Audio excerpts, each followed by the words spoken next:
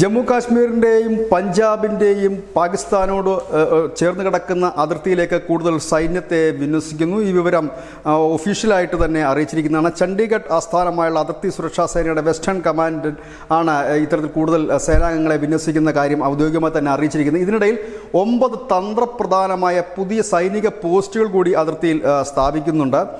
ഇവിടേക്ക് കൂടുതൽ ഇൻ്റലിജൻസ് സംവിധാനങ്ങളും ഒപ്പം തന്നെ ഉപകരണങ്ങളും കൂടുതലായി എത്തിക്കുന്നു. ഇതിനെക്കുറിച്ച് ബറ്റാലിയൻ കമാൻഡർ ഓഫീസർ പറയുന്നത് ഇതൊരു സാധാരണ സംഭവം മാത്രമാണ് എന്നുള്ളതാണ് പറയുന്നത്. കാരണം അതിർത്തി കടന്ന് കഴിഞ്ഞ കുറേ നാളുകളായി വലിയ രീതിയിലുള്ള നുഴഞ്ഞുകയറ്റ ശ്രമമുണ്ട്. ഒപ്പം തന്നെ മയക്കുമരുന്നും ആയുധങ്ങളും മറ്റും കടത്തുന്നു. ഡ്രോണുകൾ ഉപയോഗിച്ചും മറ്റും ഇത്തരത്തിൽ നീക്കം നടത്തുന്നു. അതിനെ തടയിടുകയാണ് ലക്ഷ്യം എന്ന് പറയുന്നു. ഒപ്പം തന്നെ വരുന്ന മറ്റൊരു വാർത്ത, ഈ സൈന്യത്തോട് എപ്പോഴും സജ്ജരായിരിക്കാൻ ഒരു നിർദ്ദേശവും നൽകിയിട്ടുണ്ട്. കഴിഞ്ഞ ഒരു മാസത്തിനിടയിൽ 4 പാക് നുഴഞ്ഞുകയറ്റക്കാരെയാണ് അതിർത്തി രക്ഷാസേന വധിച്ചത്. 30 പേരെ പിടികൂടുകയും ചെയ്തിരുന്നു. ഏതായാലും ഒരു അസാധാരണ നീക്കമെന്ന് തന്നെ പറയേണ്ടി വരും.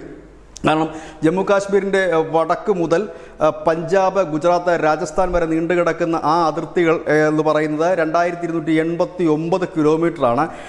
ഇതിൻ്റെ ഒരു തന്ത്രപ്രധാന മേഖലകളിലാണ് പുതിയ പോസ്റ്റുകൾ സ്ഥാപിക്കുകയും ഒപ്പം തന്നെ കൂടുതൽ സൈനികരെ എത്തിക്കുന്നത്. ഏതായാലും ഇപ്പോൾ ഔദ്യോഗികമായി തന്നെ പുറത്ത് വരുന്ന വിവരം, ജമ്മു കാശ്മീരിലെ അടക്കം സൈന്യം വലിയ ഓപ്പറേഷനിൽ നടത്തിക്കൊണ്ടിരിക്കുന്ന ഒരു സാഹചര്യത്തിൽ കൂടിയാണ് പഞ്ചാബിൻ്റെ കൂടി അതിർത്തി സുരക്ഷിതമാക്കുവാൻ വേണ്ടി കൂടുതൽ സൈനികരെ പുതിയ അതിർത്തിയിലുള്ള പോസ്റ്റുകൾ 9ഓളം നിർണായക സ്ഥലങ്ങളുള്ള പോസ്റ്റുകൾ എന്നാണ് ഇതിനെക്കുറിച്ച് പറയുന്നത്. ഏതായാലും അത്തരത്തിലുള്ള നീക്കങ്ങളും നടക്കുന്നു. News desk news India Malayalam.